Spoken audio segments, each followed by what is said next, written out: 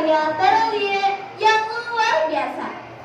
Dengan judul buku sendiri, penerbit Sabang Grip Nusantara, dan diterbitkan pada tahun 2023 dengan 320 halaman yang bergenre fiksi.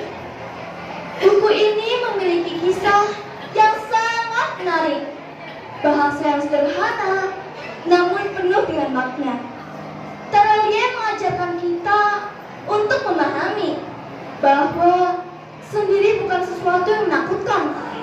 Di dalam buku ini, kita dapat merasakan perjalanan batin manusia dalam menghadapi rasa kesepian, terluka, dan perasaan yang selalu sendiri. Hingga bagaimana cara menemukan kekuatan dalam hening, sampai akhirnya berdamai dengan keadaan. Buku ini diawali dengan kepergian seseorang, Susi, nama wanita yang terbaring di tengah ruangan. Ia memiliki begitu banyak kenangan bagi para pelayat dan keempat anaknya, Ayu, Dini, Dina, dan Rati. Tapi sebenarnya siapa yang paling kehilangan? Nama lelaki tua itu adalah Bambang. Ia adalah suami Ibu Susi, bapak dari keempat putrinya, teman hidup Susi selama 50 tahun lebih. Pagi sekali, Bambang mendadak membangunkan keempat putrinya untuk pergi ke Jembatan Merah sambil membawa si Aren dan kura-kura. Setelah sampai, mendadak kura-kura tersedak memuntahkan sesuatu. Sebuah batu bata merah muncul dari mulutnya. Bambang mengambil batu itu dan memasangnya. Seketika jembatan merah itu bergetar sangat hebat. Pintu itu terbuka. Sekejap, seperti ada tangan tak terlihat menariknya. Saatnya memulai petualangan hebat ini. Setelah Bambang terjatuh dari tebing, kali ini ia melihat puluhan nyamuk yang ukurannya besar. Dengan tubuh yang lemah dan kehilangan kesadarannya, seseorang dengan cepat membantu. Boy namanya. Lalu Bambang bingung. Dengan wajah yang tua, kini menjadi anak yang usia berkisar 9 tahun.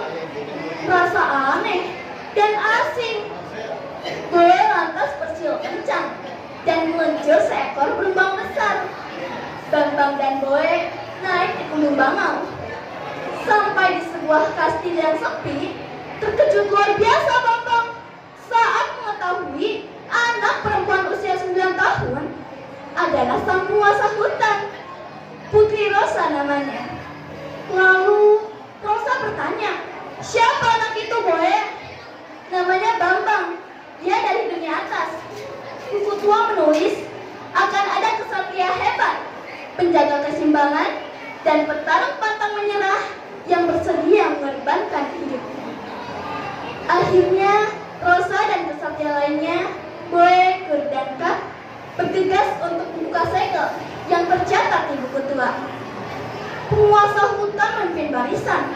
Setelah sampai di tempat yang bernama Gunung Batu Sunyi, terlihat gunung berwarna putih cemerlang berdiri kokoh yang dijaga oleh pasukan tinggi dan besar. Pertarungan pun terjadi. Rosa menyuruh Bambang untuk membuka pintu.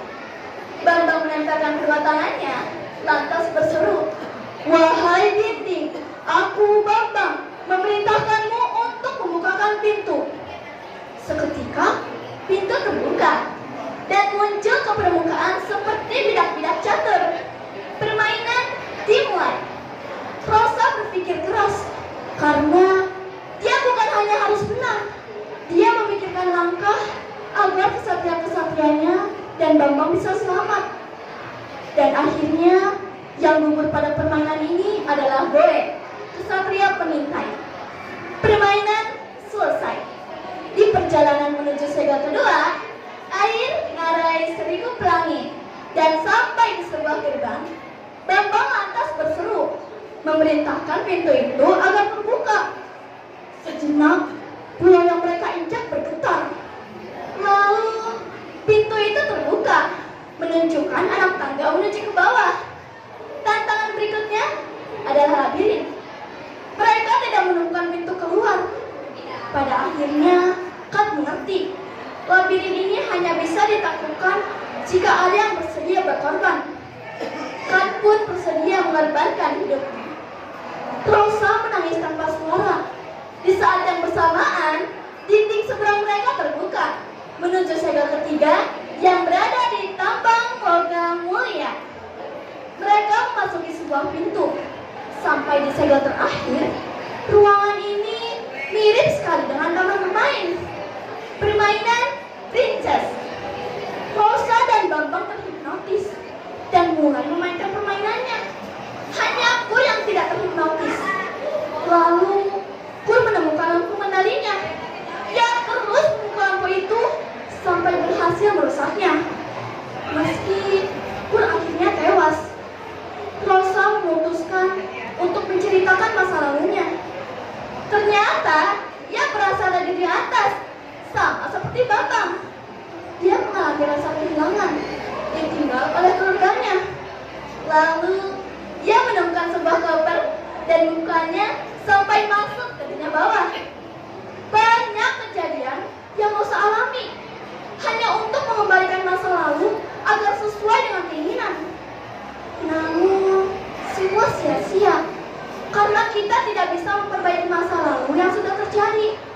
Tapi kita bisa memperbaikinya di masa depan. Kemudian pintu terbuka dan mereka tiba di ruangan mahkota kastil hutan utama. Terlihat pintu dari kayu biasa. Dan pintu tersebutlah teknologi paling mutakhir antara dua dunia, yaitu dunia atas dan dunia bawah. Bergegas, Rosa kembali ke tempat pertempuran. Ia bertemu dengan Raja Kegelapan. Terjadilah adu serang sampai Rosa merasa terdesak. Bambang yang merasa bingung akan kembali ke dunia atas akhirnya memutuskan untuk melanjutkan petualangannya dan membantu Rosa. Raja Kegelapan berhasil menyerang Bambang. Saat Bambang mulai melemah, muncullah 4 kesatria cahaya yang ternyata keempat anaknya yang tidak sengaja terbawa masuk ke pintu waktu dunia bawah. Mereka tidak berubah menjadi anak-anak. Mereka berubah menjadi udara yang tak terlihat, sehingga bisa melindungi Bambang saat keadaan sulit. Dan Raja Kegelapan pun kalah. Petualangan selesai. Bambang dan anak-anaknya kembali ke dunia atas. Ayu menawarkan kepada Rosa untuk kembali ke dunia atas yang dulunya adalah dunianya. Lalu Rosa menaruh mahkotanya dan bergegas masuk ke pintu waktu. Tiba-tiba muncullah kesatria-kesatrianya, Boe, Gur, dan Ket. Mereka menawarkan diri untuk pergi bersama Rosa meski di dunia yang berbeda. Secara keseluruhan, buku sendiri karya Terelie selalu menghadirkan cerita yang menyentuh, sehingga bisa mengajak para pembaca untuk merenungi arti kesepian. Berbicara kelebihan, dalam buku ini banyak meninggalkan kesan yang bermakna tentang arti kesendirian bukan berarti lemah, melainkan jalan untuk menemukan kekuatan diri. Dan alur cerita yang jelas membuat buku ini terkesan lugas. Meski banyak kelebihan, dalam buku ini ada segelintir kesan yang mungkin menjadi bahan untuk perbaikan. Ada bagian cerita yang berulang, sehingga terkesan membosankan. Sekian ulasan buku dari saya. Semoga dapat meninggalkan kesan yang bermakna. Hujan turun membawa kesejukan. Setiap akhir adalah